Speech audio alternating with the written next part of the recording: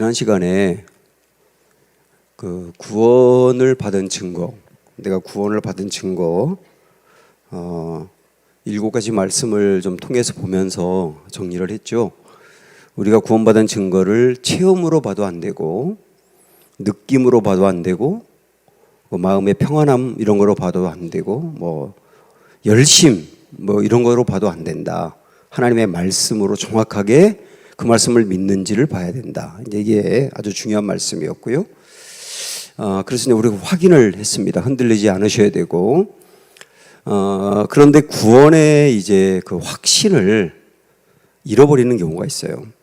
구원의 확신을, 제가 뭘 잃어버린다 그랬냐면 구원의 확신을 잃어버린다 그랬죠. 구원의 확신을 잃어버리게 되면 어떤 것들이 더불어 이제 우리 삶에 문제가 생기느냐면, 내가 하나님의 자녀이고 하나님이 내 아버지라고 하는 그 확신이 흔들리게 되고, 그 다음에 성령이 내 안에 내주에 계신다. 그래서 내 안에 성령님이 계셔서 나를 인도하고 이끌어 가신다는 확신을 갖지 못하다 보니까 주님과 이게 동행을 못하게 되는 거죠. 그 다음에 기도 응답에 대한 확신, 이런 것도 이제 잃어버리게 되고요. 천국에 대한 확신도 같이 잃어버리게 되기 때문에 늘 불안할 수밖에 없고, 그 다음에 영적인 나의 권세, 주님이 내 안에 계셔서 감막의 사단을 이길 수 있다라고 하는 그 영적인 권세에 대한 확신도 더불어 잃어버리기 때문에 영적으로 이제 피폐해지기가 쉽죠. 그리고 고난을 만났을 때 하나님의 도움을 확신하지 못하니까 두려워하게 되고, 또 죄에 넘어졌을 때 용서의 확신이 없으니까 굉장히 불안해하게 되고, 이런 일들이 파생적으로 따를 수밖에 없습니다. 구원의 확신을 잃어버렸을 때.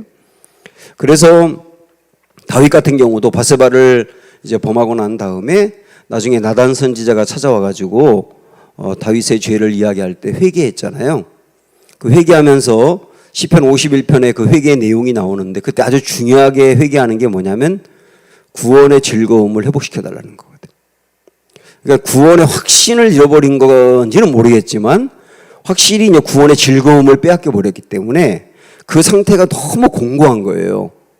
구원의 즐거움을 잃어버린 것만으로도 굉장히 공고하다 이거죠. 그러니 확신을 잃어버렸을 때는 얼마나 더 하겠느냐, 이런 생각을 갖게 되는데, 구원의 확신을 잃어버리고 그러는 이유가 뭐냐면, 중요한 이유 중에 하나는 구원이 사라질 수도 있다고 생각하기 때문입니다. 구원이 사라질 수 있다, 그 말은 다르게 말하면 구원이 취소될 수 있다, 그리고 구원을 잃어버릴 수 있다. 다 똑같은 말인데, 그렇게 생각을 하다 보니까 구원의 확신을 잃어버리는 경우가 있다는 말이죠. 그래서 오늘 우리는 이 주제, 구원을 잃어버릴 수 있는가 라고 하는 이 주제를 가지고 좀 나누려고 합니다. 제가 이제 이 내용을 준비하면서 여러 이제 자료들도 보고 인터넷에 있는 여러 분들의 이제 강의나 설교도 들었는데, 정말 어마어마하게 많은 이 주제가 있더라고요. 이 주제를 갖고 강의한 내용이 굉장히 많이 있는데, 약간 다른 입장이 있지만 거의 대부분 집약적인 한 입장이 있는데, 저도 그런 동일한 입장을 갖고 이제 쭉 말씀을 드리려고 합니다. 일단 구원을 잃어버릴 수도 있다, 이렇게 이제 생각하는 분이 있죠. 구원을 잃어버릴 수도 있다. 잃어버릴 수도 있다고 생각하는 이유가 있습니다. 그 이유를 우리가 먼저 좀 알아야 되는데, 우리는 항상 근거를 성경에서 찾다 보니까 성경에 이제 이런 말씀이 있거든요. 히브리서 10장으로 한번 여러분 가서 찾아보세요. 오늘 또 굉장히 많은 말씀을 우리가 좀 찾아야 됩니다. 어차피 말씀으로 확인을 하는 것이 중요해서 말씀을 여러 번 찾겠는데 좀 빨리빨리 찾아보세요. 364쪽인데요. 히브리서 10장 26절 먼저 보시죠. 히브리서 10장 26절. 구원을 잃어버릴 수도 있다라고 하는 것을 생각하게 하는 그런 이제 본문인데, 자, 한번 읽어볼까요? 26절 보시면, 우리가 진리를 아는 지식을 받은 후, 이거는 진리를 아는 지식을 받은 후라고 하는 말은 구원을 받은 후라고 이해할 수 있겠죠. 그 다음에 짐짓 죄를 범한 즉 다시 속지 않은 죄사가 없고, 이렇게 나와 있어요. 구원을 받고 난 다음에 죄를 범하면 다시 속죄를 받을 수가 없다. 이렇게 이해할 수 있잖아요. 그래서 이 말씀을 근거로 구원은 사라질 수 있잖아요 라고 이제 질문하는 사람들이 되게 많더라고요. 저는 저한테 이 말씀을 갖고 질문하면 당신도 영원히 구원 잃어버렸겠네 이제 이렇게 대답해 주고 싶어요. 그렇잖아요. 구원받은 후에 죄를 지으면 다시 속죄가 없다. 그렇다면 그 사람도 그렇게 질문하는 사람도 분명히 구원을 영원히 잃어버린 것 같겠죠. 이게 굉장히 무서운 말씀이지 않습니까?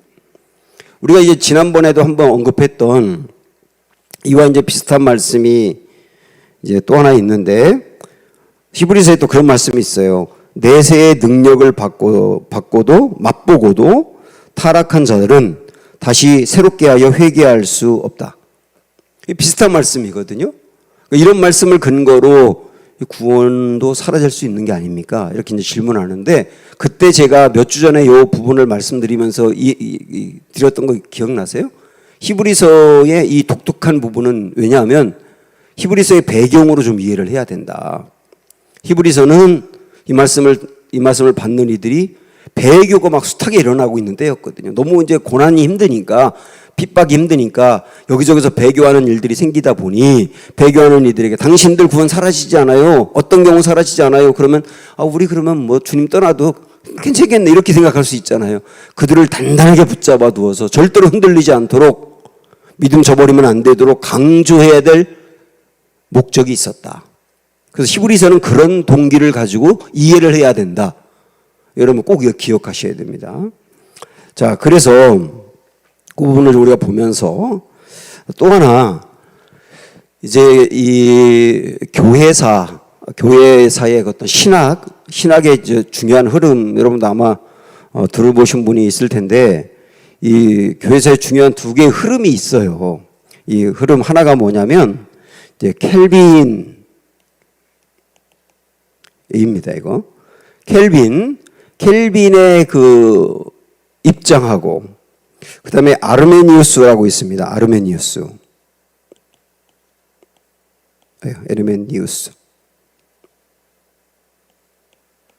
아르메니우스라고 두 분이 있는데 그냥 한번 들어보세요.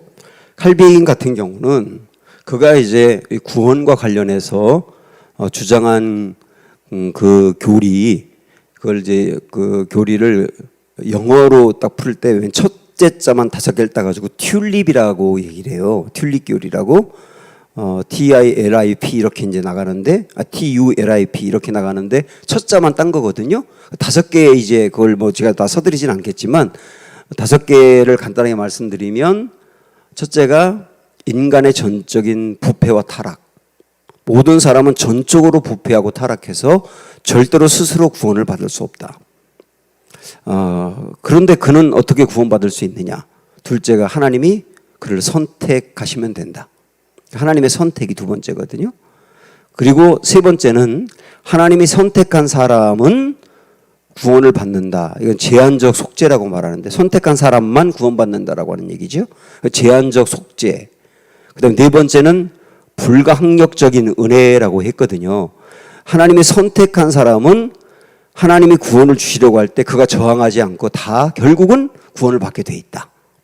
그리고 마지막에 성도의 견인이라고 말을 해서 그렇게 구원받은 사람은 절대로 구원을 잃어버리지 않도록 하나님이 그를 견인, 붙들고 이끌어 간다.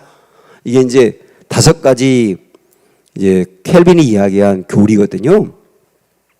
근데 여기 이제 아르메니우스라고 하는 사람이 여기에 이제 반대를 하면서 정반대의 얘기를 한 거예요. 그러니까 아까 칼빈이 얘기했던 거하고 이렇게 반대로 생각을 해보면 사람은 부패한 거 맞다. 그러나 하나님의 형상이 남아있다. 그래서 구원받을 수 있다. 하나님의 형상이 남아있어서 그 다음에 이제 하나님의 선택을 이야기하는 게 아니라 자기의 결정을 얘기했죠. 자기 의지대로 자유의지로 자기가 구원을 결정할 수 있다. 그러다 보니까 누구나 자기가 결정할 수 있으니까 누구나 구원을 받을 수 있고 예수님이 그를 위해서도 속죄를 하셨다. 불가항력적인 은혜에 이제 반대해서 자기가 의지대로 결정하는 거기 때문에 주님이 주시는 구원을 반대하고 저항할 수 있다. 나 싫어요 라고 할 수 있다. 그래서 마지막 다섯 번째는 구원도 잃어버릴 수 있다. 자기가 결정한 거기 때문에 자기가 싫으면 잃어버리는 거다. 떠나면 잃어버리는 거다. 이렇게 이제 정반대로 아르메니에스가 얘기했는데, 이 아르메니에스는 알미니안이라고 이야기를 하거든요. 그래서 이 교회사에서 이 두 가지 흐름이 쭉 있어 왔어요, 사실은. 그래서 크게 얘기하면 구원은 잃어버리지 않는다. 잃어버릴 수도 있다. 이 두 가지로 이렇게 쭉 흘러왔기 때문에 어떤 사람은 절대 잃어버리지 않는다고 생각할 수 있고, 어떤 사람은 또 잃어버릴 수도 있다고 생각을 하는 거거든요. 존 웨슬리 같은 경우 무슨 말을 했냐면 백슬라이딩이라는 말을 했어요. 백슬라이딩, 넘어질 수 있다는 거예요. 뒤로 넘어질 수 있다. 그런 얘기를 했는데, 그 말은 구원을 잃을 수도 있다, 이런 얘기를 한 거거든요. 그러면서 이제 한 예로 무엇을 얘기했느냐면, 다윗 같은 경우 밧세바를 범하고 그의 남편을 죽게 하고 그 다음에 아이가 태어나기 직전까지 회개를 안 했었죠. 그렇죠. 회개를 안 하고 그냥 살았잖아요. 나단 선지자가 찾아가가지고 막 그 다윗을 호통을 칠 때 그때 정신 바짝 들어가지고 그때 회개했잖아요. 만약에 나단 선지자가 다윗을 찾아가서 호통을 쳤는데도 회개하지 않고 계속 그 길로 갔다면 존 웨슬리는 뭐라고 말했냐면 백슬라이딩이 되었을 거다. 구원을 잃어버렸을 거다. 그처럼 하나님이 기회를 주는데도 회개하지 않고 계속 죄 가운데 걸어가면 구원을 잃어버리는 거다. 이렇게 이제 얘기를 했거든요. 쭉 들어보면 뭐 이성적으로 좀 설득력도 있어 보이는 게 또 사실이거든요. 이런 이유들이 있다 보니 구원은 잃어버릴 수 있는 게 아니냐, 이런 생각을 할 수도 있어요. 자, 제가 오늘 칼빈이나 아르메니에스의 요걸 갖고 오늘 다 이제 설명할 수가 없기 때문에 요 정도 단계만 하고 나중에 기회 되면 다시 이제 말씀드리겠고요. 또 이제 이렇게 보는 사람도 있습니다. 저 이제 이게 어느 설교를 듣다 보니까 어떤 목사님이 이제 그런 얘기를 하던데, 구원이라고 하는 거는 하나님의 선물인데, 그러면 선물이라고 하는 게 그런 게 아니냐. 선물을 누군가에게 줬을 때, 저 됐어요 라고 선물을 안 받을 수 있는 거 아니냐. 그 다음에 선물을 주었다가도 그 사람이 영 아니면 그 선물을 취소할 수도 있는 거 아니냐. 그리고 그가 선물을 잃어버릴 수도 있는 거 아니냐. 이처럼 구원도 안 받아요 라고 할 수 있고, 받았다가도 취소가 될 수 있고, 형편없을 때 그 다음에 그 구원을 또 어떤 일들로 인하여 잃어버릴 수도 있다. 이렇게 예를 들어 설명하는 이도 있고요. 실질적으로 교회 안에서 예수님을 잘 믿는 것 같았는데 완전히 떠나기도 하고, 어떤 사람은 떠나서 다른 종교를 믿기도 하고 우상숭배에 빠지기도 하고, 그 다음에 이단으로 가기도 하고, 계속 교회를 다니는 것 같지만 계속 굉장히 심각한 죄에 빠져 있기도 하고, 그런 이 실제 그런 일들이 있잖아요, 교회 안에. 그러다 보니까 이게 구원을 잃을 수도 있는 거 아니냐, 실질적인 모습을 보면서 생각할 수도 있는 거죠.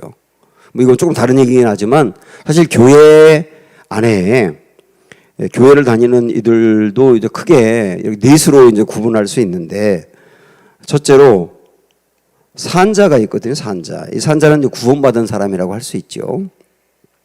교회 안에. 그 다음에 죽은 자가 있는데요. 교회를 다니지만 구원이 없는 분이에요. 이 죽은 자라고 볼 수 있고, 세 번째는 잠든 자가 있습니다. 잠든 자. 이 사람은 구원을 받고 교회를 다니는 건 맞는데 완전히 잠을 자고 있는 거예요. 중환자실에 누워 있는 사람처럼. 생명은 붙어 있는데 생명력은 전혀 없는 거죠. 그러니까 구원은 있는데 구원받은 어떤 생명력은 전혀 없는 그런 사람을 잠든 자라고 볼 수 있는데, 이 잠든 사람들이 교회 안에 있어요. 그 다음에 네 번째가 이제 배교한 자거든요. 배교. 교회를 다니다가 그만둔 사람. 이런 사람들이 이제 실질적으로 교회 안에 있다 보니까, 이 교회 구원이 사라지는 게 아니냐라고 하는 부분이 있는데요. 일단 이런 몇 가지 제가 이제 좀 말씀을 드리면서, 구원이 사라지고 구원을 잃어버릴 수 있는 가능성 충분히 생각할 수는 있다. 일단 그 부분은 좀 열어두고요. 자, 그러면 오늘 우리의 주제인 구원을 잃어버릴 수 있느냐라고 하는 이 부분으로 좀 접근해 가도록 하겠습니다. 가장 중요한 건 뭐냐면 구원은 온전히 그 주권이 하나님께 있는 거예요.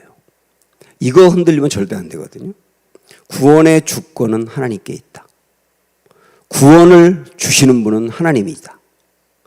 이거 흔들리면 굉장히 많이 흔들립니다. 절대로 여기서 흔들리시면 안 돼요. 구원의 주권은 하나님께 있다. 구원을 주시는 분도 하나님이고 구원을 지키시는 분도 하나님이고 구원을 완성하는 분도 하나님이다. 여기서 흔들리면 안 된다는 얘기예요. 앞에서 제가 언급했었던 여러 가지 구원을 잃어버릴 수 있는 게 아니냐라고 하는 입장, 그런 생각, 뭐 이런 것들은 다 하나같이 왜 그러냐면 구원을 사람이 결정할 수 있다고 생각하기 때문이에요.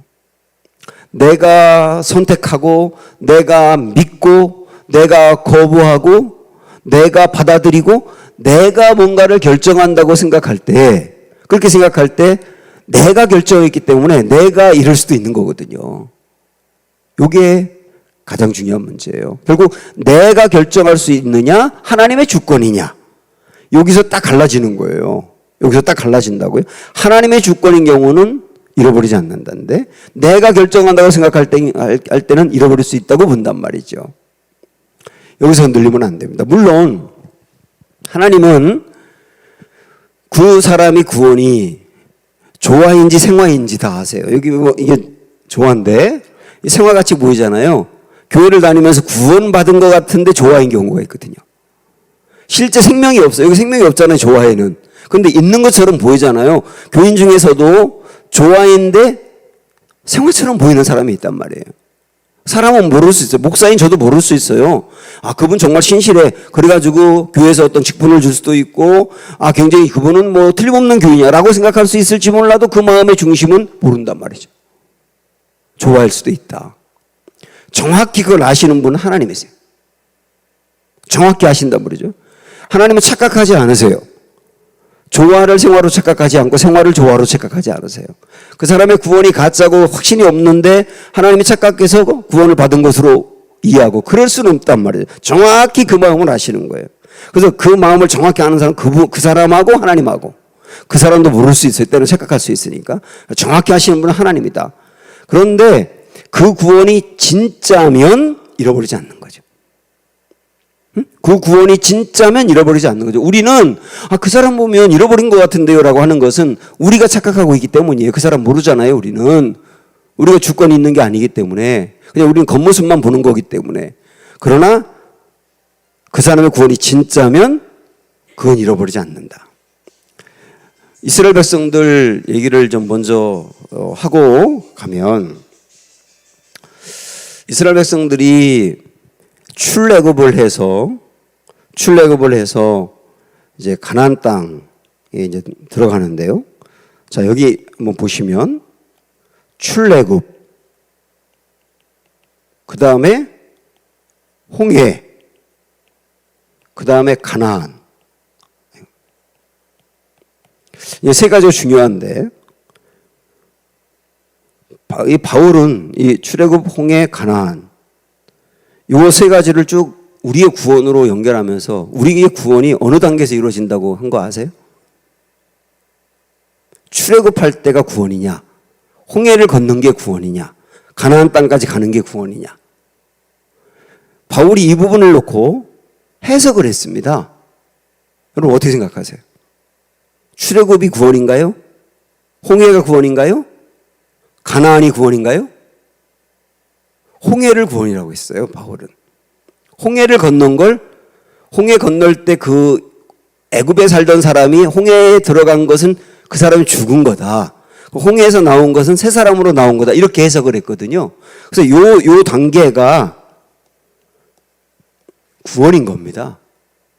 그 출애굽이라고 하는 것은 하나님과 관계를 맺고 하나님의 역사를 경험해 가기 시작한 거죠. 어떻게 말한다면 교회를 다니기 시작한 거다라고 보셔도 괜찮아요. 출애굽은 이게 교회를 다니기 시작한 거다, 이렇게 보셔도 괜찮단 말이죠. 교회를 다니기 시작한 사람이 어느 단계에서 구원을 받지 않습니까? 그리고 가나안은 뭐냐면 이건 완성이란 말이에요. 구원의 완성. 구원받은 사람의 목표. 이렇게 볼 수 있죠. 구원받은 사람의 목표. 근데 우리는 가나안 땅에 들어가는 게 구원이라고 생각을 한단 말이죠. 그러니까 홍해를 건넜고 광야에서 생활하다가 광야에서 다 죽은 1세대. 그 사람들은 구원 못 받았다고 생각하는 거예요. 그러면 모세도 못 받은 거예요. 그렇잖아요. 가나안에 들어가야 구원이라고 생각한다면 모세도 못 받은 거죠. 그러나 마태복음 17장에 보면 변화산에서 예수님이 올라가셨을 때 거기에서 모세와 엘리야를 만난 장면이 나오죠. 그거는 하나의 천국의 모형을 보여준 거거든요. 그 천국에 엘리야, 모세가 있다는 걸 보여준 거라고요. 그게. 그러면 천국에 모세가 들어간 건 확실하다면 이스라엘 백성들 중에 홍해를 건넜고 광야 생활하다가 죽은 사람들도 구원받은 건 맞다. 그럼 구원을 이루지 못하고 성화의 단계에 이루지 못한 이런 문제가 있는 것이지. 그래서 구원받았고 그 홍해를 건넜고 광야 생활하는 중에 이스라엘 백성들 형편없었잖아요. 원망, 불평, 수많은 죄악 형편없었잖아요. 그러니까 그 사람들 형편없었으니까 구원을 이룬 거다라고 볼 수가 없다는 거예요. 홍해를 건넜다면 구원 받은 건 맞다. 어떤 완성에 이르지 못했다 할지라도 이 땅에서 그것이 중요한 하나의 이해가 될 수 있고. 자, 또 하나 예는 베드로 생각을 해보면 베드로가 마태복음을 기준으로 놓고 볼 때 마태복음 16장에서 주는 그리스도시요 살아계신 하나님의 아들이라고 가이사랴 빌립보에서 고백을 했죠. 그때 구원이 확실한 거거든요. 베드로는 확실한 거거든요. 구원이. 그 천국의 열쇠를 준다고 했지 않습니까? 그런데 그 이후에 예수님을 배반했잖아요. 예수님을 배반한 거는 그 가이사랴 빌립보에서 고백하기 이전이 아니고 그 이후란 말이에요. 그렇다고 해서 우리 주님이 그의 구원을 취소했느냐? 아니지 않습니까? 다시 돌이켜 형제들을 굳세게 해라. 그러면서 그를 다시 세워주지 않습니까? 그거는 구원받고 넘어진 일이지 구원을 잃어버리는 일은 아닌 거다. 이렇게 이제 우리가 잘 알고 있는 말씀으로 한번 생각을 해보고 지금부터 무엇보다도 우리가 이제 하나님의 말씀으로 정확하게 분별하는 게 중요하기 때문에 성경 말씀으로 7군데가 아니고 7가지인데 그 7가지 중에 또 파생된 성경 구절이 많아서 이 7가지로 정확하게 구원은 사라지지 않는다는 것을 우리가 점검하려고 합니다. 첫 번째, 아까도 잠깐 말씀드렸지만 구원의 시작과 완성은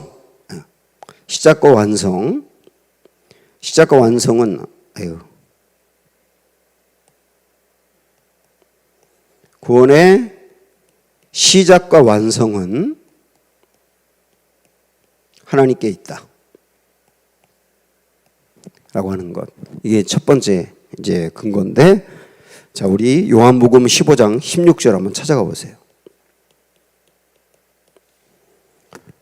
174쪽입니다. 요한복음 15장 16절. 찾으셨죠? 자, 시작. 너희가 나를 택한 것이 아니요 내가 너희를 택하여 세웠나니 이는 너희로 가서 열매를 맺게 하고 또 너희 열매가 항상 있게 하여 내 이름으로 아버지께 무엇을 구하든지 다 받게 하려 함이라.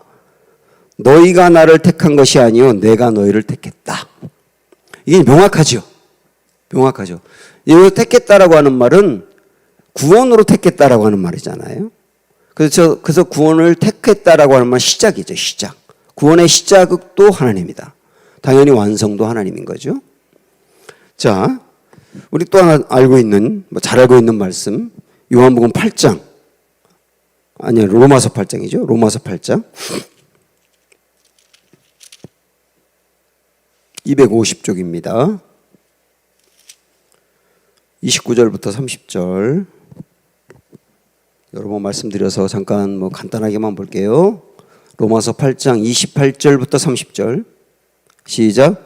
우리가 알거니와 하나님을 사랑하는 자, 곧 그의 뜻대로 부르심을 입은 자들에게는 모든 것이 합력하여 선을 이루느니라. 하나님이 어떻게 합력하여 선을 이루는지 예가 나와 있어요. 29절, 하나님이 미리 아신 자들을 또한 그 아들의 형상을 본받게 하기 위하여 미리 정하셨으니 이는 그로 많은 형제 중에서 맏아들이 되게 하려 하심이니라. 여기에 이제 하나님이 한 사람 구원받도록 하시는, 합력하여 일하시는 이 5가지 경로를 말씀하고 있는 건데요. 첫 번째는 미리 아셨다. 우리가 구원받을 것을 미리 아셨다죠. 두 번째, 미리 정하셨다. 구원받을 사람으로 정하셨다죠. 하나님이 미리 정하셨다. 이게 다 하나님이 하신 일이에요. 주권은 전적으로 하나님에게 있는 겁니다. 이거. 그 다음에 이어서 30절에 보면 또 세 번째, 미리 정하신 그들을 부르시고죠. 부르시고 주님께로 나오도록 부르신 거죠. 주님이 우리를 부르신 이유는 아셨고 정하셨기 때문에 부르는 거예요. 그 다음에 네 번째, 부르신 그들을 또한 의롭다 하시고, 이 의롭다 하시고가 구원받는 단계를 말하는 겁니다.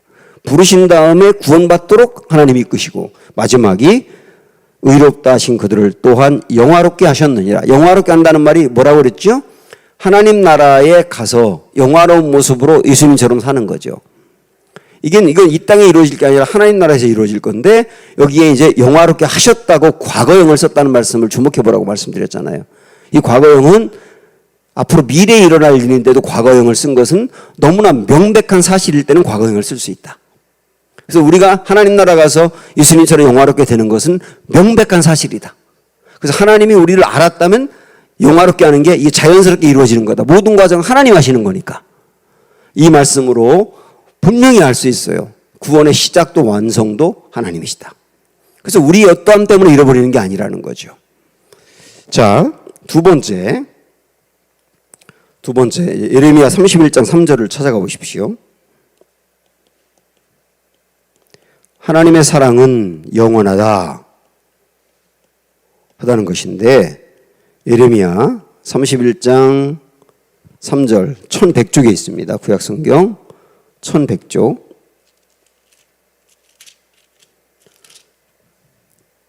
자, 시작. 옛적에 여호와께서 나에게 나타나사 내가 영원한 사랑으로 너를 사랑하기에 인자함으로 너를 이끌었다 하였노라. 이 영원한 사랑이라고 한 게 중요한 말입니다. 하나님의 사랑은 영원하다예요. 영원하다. 그 하나님의 사랑의 성품이 영원하다. 그래서 우리 찾지 않지만 로마서 아까 우리가 읽었던 8장에 31절부터 보면 누가 우리를 그리스도의 사랑에서 끊으리요? 누가 우리를 하나님의 사랑에서 끊으리요? 우리를 하나님의 사랑에서 끊을 수 있는 것은 아무것도 없다. 그 중에 뭐라고 말씀드렸냐면 사망도 우리를 끊지 못한다. 그래서 설령 우리가 이 땅에 살다가 죽는 사망이 온다 하더라도 그 사망도 하나님의 사랑에서 우리를 끊지 못한다. 하나님의 사랑이 우리를 붙들고 있다. 그 말씀이라고 했잖아요. 그래서 우리가 하나님의 사랑을 잃어버리지 않기 때문에 하나님의 구원도 잃어버리지 않는 거죠. 이 사랑이 나를 붙들고 있다. 이거 분명한 확실한 근거가 되는 겁니다. 자, 그 다음에 이제 세 번째로 보시면 하나님은 의로우세요. 하나님의 의로우심. 여러분은 요한복음 19장 30절로 가보세요.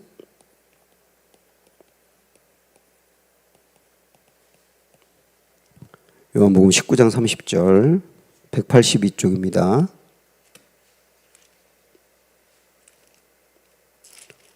예수님이 마지막 십자가상에서 하신 마지막 말씀인데 30절 시작. 예수께서 신포도주를 받으신 후에 이르시되 다 이루었다 하시고 그 다음에 영원히 떠나셨죠. 다 이루었다. 다 이루었다. 이 말은 이런 의미예요. 모든 값을 다 치루었다. 다 치루었다. 죄의 값을 치루었다. 죄로 인하여 받아야 될 형벌도 치루었다. 죄 때문에 오게 될 저주도 치루었다. 이런 의미거든요. 다 이루었다는 말은 굉장히 중요한 말씀이죠. 그러니까 예수님이 우리가 죄 때문에 받아야 될 죄의 값, 죄의 형벌, 죄의 저주를 예수님이 다 이미 치르셨다. 그래서 하나님은 의로우셔서 이미 치룬 것을 가지고 또 묻지 않는다는 거죠. 이게 중요한 거죠. 이미 주님이 치룬 것을 가지고 또다시 묻지 않는다. 죄값을 치렀는데 우리에게 물을 이유가 없지 않습니까? 그러니까 우리에게 죄값을 묻는다면 구원이 취소될 수 있지만 죄값을 다시 묻지 아니하기 때문에 우리의 구원은 취소될 수가 없는 거예요. 구원이 취소된다는 말은 죄값을 내가 치른다는 의미니까. 네 번째, 이 세 번째 참 조금 추가로 말씀드리면, 자를 잠깐 절 보실래요? 우리가 이제 구원을 받기까지 이 구원에 이르게 되는 어떤 고리들이 있어요. 하나님이 우리를 선택하셔야 되거든요. 그 다음에 선택한 나를 건져내기 위해서 예수님이 오셔야 되거든요. 그 다음에 예수님이 십자가에서 죄값을 치르셔야 되거든요. 거기 형벌, 저주 다 치르셔야 되거든요. 그리고 부활하셔서 내 생명도 예수님처럼 중생하여 태어나야 되거든요.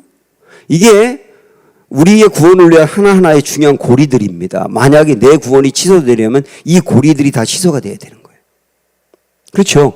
역으로 부활, 십자가, 예수님의 오심, 선택하심 전부 취소가 되어야 내 구원이 취소가 되는 거예요. 근데 주님이 나의 구원을 위해서 이 일들, 이 고리들 하나하나를 만들어 가셨는데 이게 나의 어떠함 때문에 취소되는 게 아니거든요. 이미 이루어진 일이기 때문에. 그거 굉장히 중요하게 여러분 이해하시면 됩니다. 네 번째, 요한복음 1장 12절 13절 찾아보세요. 하나님의 자녀됨인데 요한복음 1장 12, 13절 142쪽이에요. 자, 다 같이 봅니다. 시작. 영접하는 자, 곧 그 이름을 믿는 자들에게는 하나님의 자녀가 되는 권세를 주셨으니 이는 혈통으로나 육정으로나 사람의 뜻으로 나지 아니하고 오직 하나님께로부터 난 자들이니라. 우리가 예수님을 영접하여 구원받는다는 것을 여기서 뭐라고 표현하고 있냐면 하나님의 자녀가 되는 거다. 근데 우리가 자녀가 되기로 내가 결정하는 거냐? 절대 아니다. 우리가 부모님에게서 우리 결정으로 태어난 게 아니고 우리가 나 보니까 부모님이 그분이잖아요. 이거 뭐 절대 우리가 결정할 수 있는 사항이 아니잖아요. 그것처럼 우리가 하나님의 자녀로 결정된 것도 내가 선택한 거 하나도 없다. 하나님이 해주신 거다. 이런 얘기죠. 그런데 보세요. 우리 인간 부모님들도 태어난 내 자녀가 어떤 경우든 그 자녀가 아무리 형편없어도 절대로 자녀된 것을 취소하거나 버리지 않아요. 그런 부모는 없는 거죠. 하나님도 영적으로 나를 자녀 삼은 것을 내 어떠함 때문에 너 자녀 취소야 이렇게 말하지 않는 거죠. 아니 사람 부모도 그런데 온전하신 부모이신 하나님이 그럴 리가 없는 거죠. 이것으로 우리가 자녀된 것 그 구원으로 이루어진 것인데 하나님이 절대로 자녀됨을 취소하지 않는다. 이게 이제 구원이 취소되지 않는다라고 하는 또 하나의 이야기가 되는 거예요. 다섯 번째 볼까요? 자, 다섯 번째를 우리가 보기 전에 이런 생각을 할 수 있어요. 지금까지 쭉 이제 본 말씀을 통해서도 우리의 구원이 취소되지 않고 잃어버리지 않는다라고 생각을 하니까 좀 방만해질 수 있습니다. 그럼 내가 뭐 아무렇게나 살아도 되겠네요. 뭐 아무렇게나 살아도 구원을 잃어버리는 게 아니니까요. 라고 생각할 수 있는 여지가 있죠. 그런데 그렇게 살지 않습니다. 왜 그런지 아세요? 이 말씀을 보시면 이 구원을 잃지 않는 근거가 되면서도 우리를 지켜주는 근거가 되는데 다섯 번째 요한복음 10장 28절로 가보십시오. 요한복음 10장 28절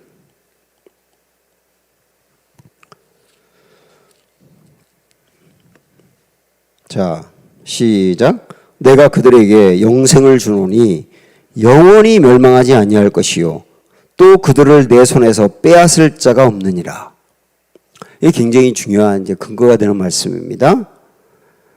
영생을 누가 준다 그러냐면 주님이 준다 그랬죠. 영생을 주는 분도 주님이고 영원히 멸망하지 않도록 하신다는 거예요. 영생을 준 사람을 영원히 멸망하지 않도록 하신다. 그리고 영원히 멸망하지 않도록 하는 근거가 뭐냐면 영원히 멸망하지 않도록 우리를 붙들고 있는 하나님의 손에서 우리를 빼앗아갈 자가 없다. 어떤 것도 누구도 절대로 마귀도 빼앗아가지 못한다. 우리 주님이 붙들고 있기 때문이죠. 이게 굉장히 중요한 말씀이에요. 구원을 주시는 분도 주님이지만 구원을 지켜주시는 분도 주님이시라는 얘기입니다. 잃어버리지 않도록 지켜주는 분도 주님이다. 한 가지 말씀을 더 이 부분과 연관해서 보시면 데살로니가 전서로 가보세요. 333쪽입니다. 데살로니가 전서 5장 23절 24절 23절 24절 시작. 평강의 하나님이 친히 너희를 온전히 거룩하게 하시고 또 너희의 온 영과 혼과 몸이 우리 주 예수 그리스도께서 강림하실 때에 흠없이 보존되기를 원하노라. 우리 예수님이 이 땅에 재림할 때가 구원의 완성인데 그때 구원의 완성은 우리의 몸, 육체뿐만 아니라 혼과 영과 몸, 이 세 가지가 다 우리 전체를 구성하는 것으로 여기서 보면서 그게 우리 예수님이 재림할 때 온전히 보존된다. 그런데 그때 우리 예수님의 재림 때까지 온전히 보존되는 이유는 뭐냐면 그 다음에 24절 보시면 너희를 부르시는 이는 미쁘시니 그가 또한 이루시리라 그랬어요. 우리를 부르셔서 구원을 주신 분은 하나님이신데 그 하나님이 미쁘다 그랬죠. 미쁘다는 말이 뭡니까? 신실하다예요. 신실하다. 신실하다는 약속을 반드시 지킨다거든요. 그러니까 우리를 구원하신 주님은 예수님이 재림할 때까지 우리의 몸과 혼과 영이 온전히 구원받도록 우리를 지키신다. 신실하게 지키신다. 붙드신다. 이 말씀을 보면 분명하죠. 우리 구원은 절대로 그래서 잃어버리지 않는 겁니다. 그러니까 이 말씀을 이렇게 보면서 우리가 구원을 잃어버리지 않는다고 해서 뭐 아무렇게나 살아도 되는가? 그게 아닌 거예요. 주님이 구원을 잃어버리지 않도록 우리의 삶을 지켜서 아무렇게나 살도록 두지 않는다는 거죠. 아무렇게나 살도록 두지 않는 거죠. 우리의 의지로 예수님을 다 부인해라고 하지 않도록 우리의 마음을 지키고 우리의 행동을 지켜서 정말 구원과 아무 상관없이 완전히 엉망으로 살아가도록 그렇게 두지 아니하시고 지키시고 우리의 영혼을 완전히 보존해 주시는 거죠. 그래서 아무렇게나 살아도 되겠네요? 그렇게 되지 못하는 거예요. 주님이 우리를 지키시기 때문에. 이게 이제 굉장히 강력한 거죠. 하나님 우리를 붙들고 있는 거니까. 이 부분이 중요해서 이번엔 구약 성경으로 한 군데만 더 보고 싶은데요. 예레미야 32장 보세요. 1105쪽에 있습니다. 예레미야 32장 40절. 32장 40절. 시작. 내가 그들에게 안 찾으셨네? 네, 조금만 찾아보세요. 32장, 예레미야 32장 40절, 1105쪽. 시작. 내가 그들에게 복을 주기 위하여 그들을 떠나지 아니하리라 하는 영원한 언약을 그들에게 세우고 나를 경외하는 그들의 마음을 두어 나를 떠나지 않게 하고. 이렇게 됐잖아요. 구약에 있는 말씀에서도 하나님이 우리에게 복을 주어 떠나지 않는다. 우리를 떠나지 않는다라고 이 약속을 하면서 그다음 내가 영원한 언약을 세울게. 이 영원한 언약이 또 뭐라고 말했냐면 우리 하나님이 우리의 마음에 하나님을 경외하는 마음을 두어서 우리의 마음에 하나님에게서 떠나지 아니하도록 붙든다는 거예요. 하나님도 우리를 떠나지 않지만 우리의 마음도 하나님을 떠나지 않도록 붙잡아 주신다. 견고하게. 이게 구약에 있는 말씀이거든요. 사실은 이 예레미야 요 32장의 이 말씀은 성령을 주어서 앞으로 어떤 일을 하실 건지를 얘기하는 대목이에요. 그러니까 성령이 우리 마음을 그렇게 붙든다 그 얘기를 하고 있는 거죠. 그래서 이 모든 말씀을 놓고 볼 때 구원을 잃지 않도록 주님이 우리 마음을 붙잡아 주신다. 그래서 잃지 않는다. 이렇게 이제 볼 수 있습니다. 자, 그 다음에 6번째로 가보면 지금까지 보았던 말씀하고 좀 비슷하긴 한데 하나님은 결코 변하지 않으세요. 불변인데 말라기 3장 6절 가보십시오.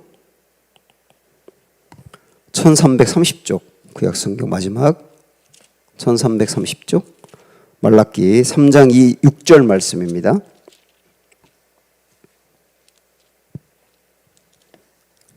시작. 나 여호와는 변하지 아니하나니 그러므로 야곱의 자손들아 너희가 소멸되지 아니하느니라. 야곱의 자손들아, 그러니까 하나님의 택하신 백성이죠. 우리 신약 개념으로 오면 우리들이죠. 구원받은 우리들에게 말하는 겁니다. 너희 소멸되지 않아. 영원히 소멸되지 않아. 왜? 하나님이 변하지 않기 때문이야. 우리는 변해도 주님은 안 변한다 이거예요. 그래서 소멸되지 않는다. 잃어버리지 않는다죠. 영원히. 잠깐 저를 보세요. 마태복음 18장에서도 베드로가 이제 예수님에게 주님, 사람들을 용서해야 되는데 얼마까지 하면 됩니까? 7번 정도 하면 됩니까? 라고 질문했을 때 우리 예수님이 70번씩 7번이라도 해. 그건 이제 여러분 아시죠? 490번을 얘기하는 게 아니라는 거예요. 한 사람 490번 용서도 못합니다. 여기서 7이라고 하는 것은 완전수잖아요. 70 곱하기 7 이거 완전히 용서하라죠. 언제까지나 용서하라죠. 이 말씀은 사실 예수님의 마음을 보여주는 거예요. 내가 너희를 용서할 때 70번씩 7번이라도 용서해. 나 너희 절대로 잃어버리지 않고 언제까지나 용서해. 이걸 보여준 거잖아요. 주님의 마음이 변함이 없다. 이 마음을 말라기서에서 똑같이 얘기한 겁니다. 그래서 소멸되지 않는다. 이게 주님의 마음이라는 것을 알게 되면 구원은 이루어지지 않는다 라고 하는 걸 알 수 있습니다. 구원이 취소가 안 된다 이런 말하고 똑같은데 구원이 취소되는 건 절대 아니고 애초부터 구원이 없었던 것이죠. 어떤 경우든 그죠? 애초부터 없었던 것이지 취소되는 것은 아니다. 이렇게 보고 자 우리 하나 더 7번째 보면 히브리서 13장 보실까요?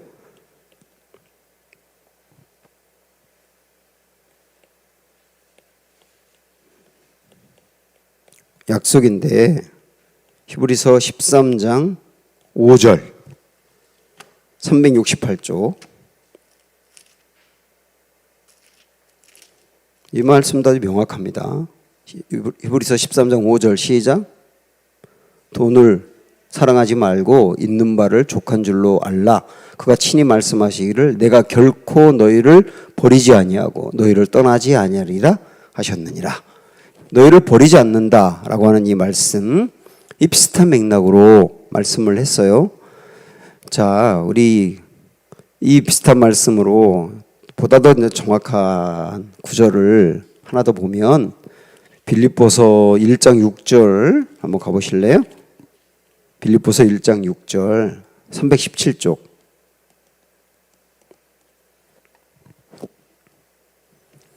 빌립보서 1장 6절 5절부터 읽어보면 이해가 더 잘 됩니다. 5절 너희가 첫날부터 이제까지 복음을 위한 일에 참여하고 있기 때문이라. 복음을 위한 일에 참여하고 있다 그 말은 뭐냐면 복음을 증거하고 있다죠. 너희가 지금 복음을 증거하고 있다. 자, 그 다음에 6절은 5절부터 연결되는 건데 너희가 복음을 증거할 때 그때 하나님이 어떻게 하시겠다고 하느냐면 6절 보세요. 너희 안에서 착한 일을 시작하신 이가 그러니까 착한 일 복음을 증거해서 복음을 듣는 사람의 마음에 착한 일을 시작했다는 말은 5절과 연결하면 결국은 복음을 받아들이게 하는 거잖아요. 그죠? 복음을 받아들이게 하는 거. 복음을 받아들여 구원받게 하는 거죠. 그 착한 일을 시작하신 분이 주님이다 이거예요. 우리도 복음을 들을 때 복음을 마음으로 받아들이게 하신 일이 하나님이 착한 일 하신 거거든요. 그 일을 하신 분 거기서 끝나는 게 아니라 이어서 뭐라고 말씀합니까?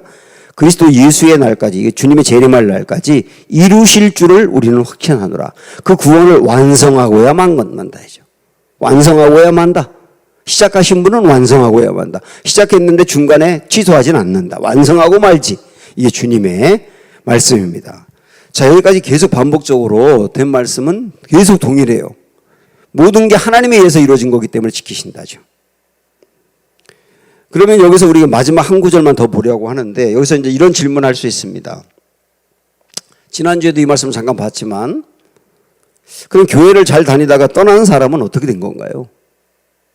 실질적으로 우리 주변에서도 교회 정말 열심히 다녔고 봉사하고 헌신도 했는데 떠났어요.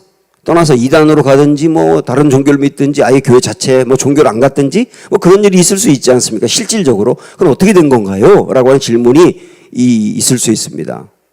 요한 1서 2장으로 가봅니다. 요한 1서 2장 19절 390쪽입니다.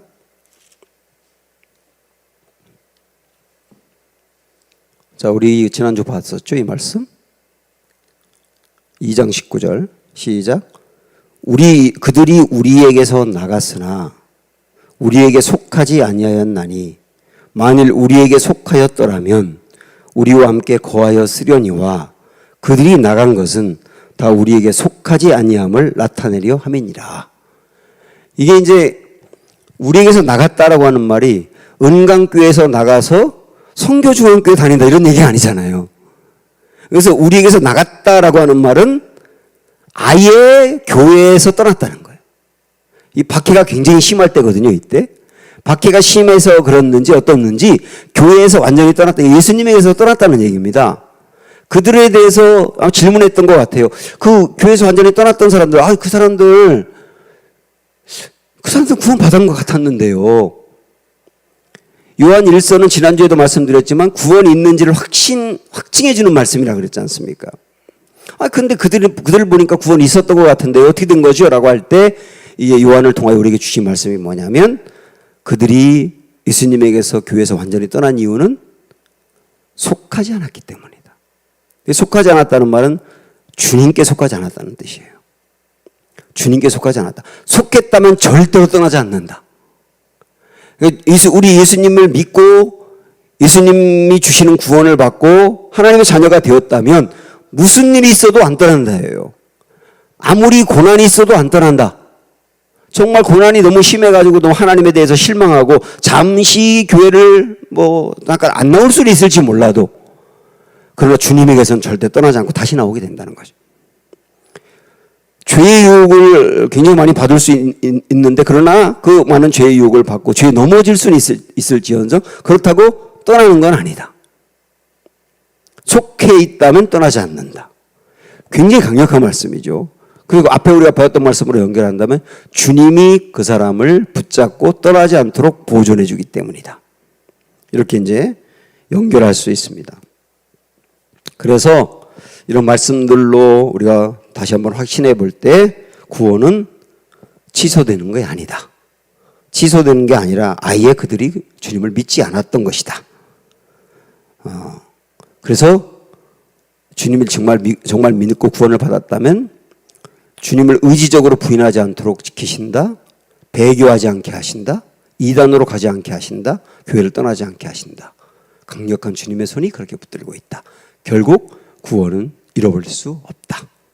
이런 결론을 갖게 됩니다. 우리 어릴 적에 불렀던 그 노래 나는 구원열차 올라타고서 하늘 날아가지요 빵빵 이 찬양 그거 잘 생각을 해보세요.